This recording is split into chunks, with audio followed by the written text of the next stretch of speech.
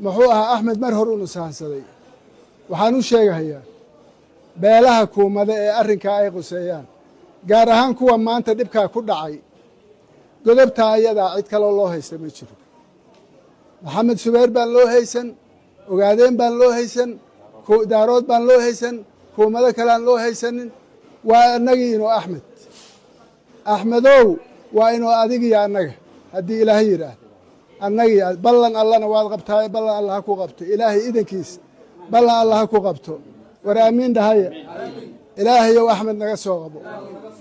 ilaahow axmed raggii dalka xoreeyey buu baabi'iyey ilaahow axmed naga soo qabo axmed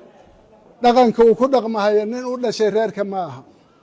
nin reerka u dhashay ma aha maxaa yeelay reewaamaha waxay yidhaahdaan dibiga lo'da ka dhashay qoobkuu ku kiciyaa baa leeyihi lo'da laakiin kan laga keena doolka ah geesku ku dhuftaa baa leeyihi war axmed meeshuu lafta ka jabinhayo war kuumadow war daaroodow war axmed meeshuu lafta ka jabinhayo sooma aragtaan war ma ninkanaa nin noo dhashay ah war ma ninkanaa nin noo dhashay ah ninkii deegaankii magaca lagu lahaa baabi'iyey ee jubbooyinka ahaa baabi'iyey ninka saaka reerihii cududda lahaa ee reerka magaca u lahaa ee ku deyraa baabi'iyey ninka wuxuu reebay aan jirin ee daarood aan reebin een kuumado reebin een ogaadeen reebin ee ciduu reebay uusa jirin war ninka soo ma aragtaan waxaa weeye axmed horena waan u sheegay walaal kaa qabtaana ma leh dowlad kaa qabataana ma leh ilaahayna wuu nagu daayey wuxuu kolley sida falastiin unbaana falastiin ba ilaahay baa abuurtay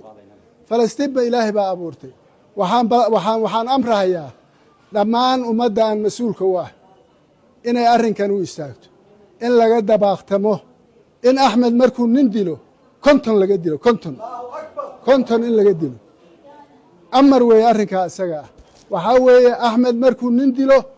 maanta labuu dilay waa inay boqol u dhimataa boqol aan ree hebel lalahayn oo kuwa isaga u wato ee kuwa horgallada ay koob ka yihiin waa inay u dhintaan weye arrinkaa isaga waa amar war waa inaad dal iyo dibadba ka kacdaan waa inaad rag iyo haweenba ka kacdaan maxaa yeeley maalin walba islaam baa ooyi maalin walba oday baa ooyi war waxaad yeelaysaa nin walbow bahasha gudahaadiiyo goddahaaday soo gashaye lamana ahaan jirin sidane ninka wuuna sixreeye haddii ilaahay yidhaah inaan diiman akhrisanno ninkan aan meel iska saara haddii ilaahay yidhaah arrinkaa waa amar reerkuna wuu tashan fadhina mayno oo walaal baa kaa korreeya oo ma fadhiyayno waxaa intaa dheer ragga axmed u adeegahaya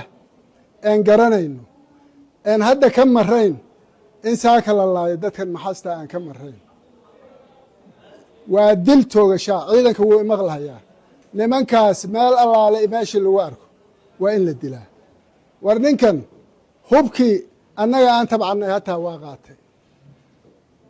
macallin maxamed hubkiisii buu qaatay